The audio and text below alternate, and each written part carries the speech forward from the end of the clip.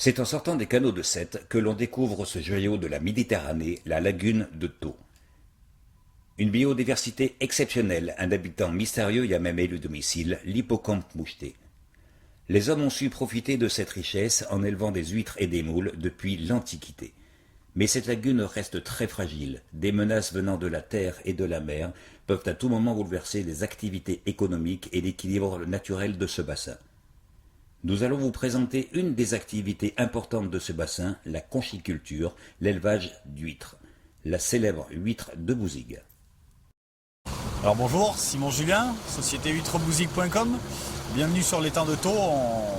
On est sur la lagune là, donc on part depuis Loupian, entre Bouzigues et Metz, sur la lagune de Thau, et on va partir sur mes parcs à huîtres pour aller travailler les corps d'huîtres de Bouzigues, tout simplement. Plus particulièrement, on va aller lever des cordes d'huîtres. Nouvelle technique d'élevage qui consiste à imiter la marée qu'on n'a pas ici, en sortant les huîtres de l'eau de façon régulière. Ceci a pour fonction d'augmenter le taux de chair tout simplement des huîtres. Donc on crée une nouvelle qualité à partir de la même huître en y consacrant plus de temps. Voilà, donc là on va arriver dans une minute ou deux sur ce parc où on fait une huître un peu spéciale. Là, nous on est sur une des tables parmi les 2700 tables que vous avez sur la lagune de Thau. Il y a au bord de la lagune 450-460 entreprises qui se répartissent ces parcs. Chaque entreprise a entre 1 à 10 tables et on produit environ 8000 tonnes d'huîtres sur l'étang et 5000 tonnes de moules. 8000 tonnes d'huîtres, ça fait exactement 10% de la production française. Donc la lagune de Thau représente 10%, et elle représente aussi à peu près 90-95% de la production méditerranéenne, puisque dans le sud de la France, finalement, les ostréiculteurs sont principalement tous ici. Après, vous en avez quelques-uns à Leucate et en Corse. Voilà. Donc voilà, là on est sur une table. Chaque table est identique. Elles font 50 mètres de long, 10 mètres de large. Et c'est là où on va venir élever nos huîtres. Je vous montre une corde. Voilà une corde d'huîtres collée. Donc ici sur l'étang de Thau, technique d'élevage très spécifique, puisqu'on est les seuls en France à coller nos huîtres sur des cordes. On les colle 3 par 3 et vous avez 50 groupes de 3 huîtres, 150 huîtres par chaque corde. C'est vraiment une technique singulière. Et ça nous permet d'obtenir une huître de qualité et en 2 ans seulement. Une croissance très rapide. Croissance de 2 ans pour être comestible. Exactement, c'est-à-dire qu'il n'y a que l'étang de Thau où on élève des huîtres en 2 ans. Tout le reste de la France, nos collègues ostréiculteurs sur Atlantique ou Normands, mettent 4 ans pour la même huître. Pourquoi? Parce que sur l'étang de Thau, il n'y a pas de marée. Oui. Donc l'huître, elle mange jour et nuit, du plancton. Et voilà. Par rapport aux dorades, alors c'est une longue histoire. Racontez-nous les dorades. La dorade, c'est un vrai fléau. C'est ça. La dorade, c'est le prédateur presque de l'ostréiculteur. Alors, pour la petite histoire, on est en plein dedans. En savoir que d'ici quelques semaines, même pas, quelques jours, les dorades vont sortir de l'étang de Thau et tout le monde les attend au canal de Sète. J'y suis passé hier en bateau. Il y a déjà beaucoup de pêcheurs. Pour comprendre, il faut savoir que la dorade se reproduit l'hiver en Méditerranée, au mois de mars. C'est ancré dans son système génétique. Elles rentrent dans l'étang au mois de mars par quantité et elles viennent dans l'étang puisqu'il fait plus chaud pour l'été et il y a plus de nourriture. Il y a beaucoup d'huîtres, de moules à manger entre autres et d'autres crustacés qu'elle aime bien. Donc elle va se répartir dans l'étang par banc entier. Elle va se gaver tout l'été, on peut parler de gavage.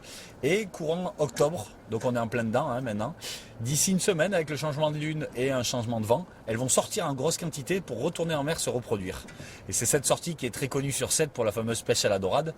Et voilà, ça se précise, je crois que c'est l'histoire de 10 jours là à peine. Donc nous on est contents les producteurs puisque quand elles sortent, on ne craint plus au niveau de nos huîtres et nos moules. On a moins de prédation. Par contre l'été, on a un fléau complet, c'est-à-dire qu'un banc de dorade est capable de vous bouffer tout un parc d'huîtres en une nuit, quoi. Donc il y a beaucoup de casse. On est obligé au préalable d'installer des filets de protection pour se protéger des dorades. La table sur laquelle on est, il y a également un filet, on le voit juste ici. C'est un filet de protection. On le voit là-bas, je ne sais pas si vous le voyez. Vous voyez le filet? Ouais.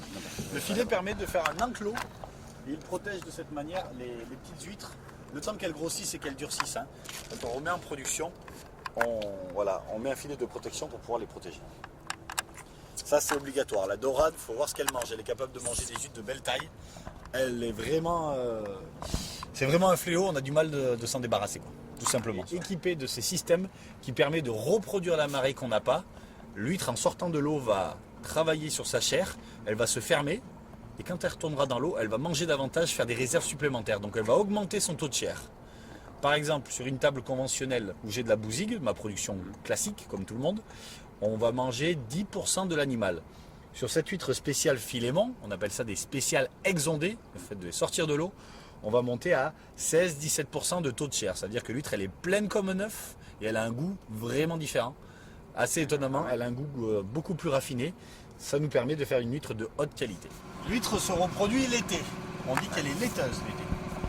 Donc du coup, au mois de juin, les huîtres pondent des petites larves et ces larves se collent sur des rochers, sur des supports. Et moi, j'installe des supports, je peux récupérer de ces petites huîtres. Mais comme il n'y a pas la marée, les petites huîtres vont vite être ensevelies par les algues et elles ne vont pas se développer dans les temps de taux. Donc aujourd'hui, une huître de bousigue est née généralement 95% du temps sur l'Atlantique. Pourquoi? Parce que les ostréiculteurs qui sont sur Arcachon ou Marennes vont mettre des supports, des tuiles de toit, des coupelles en plastique dans l'eau à marée basse.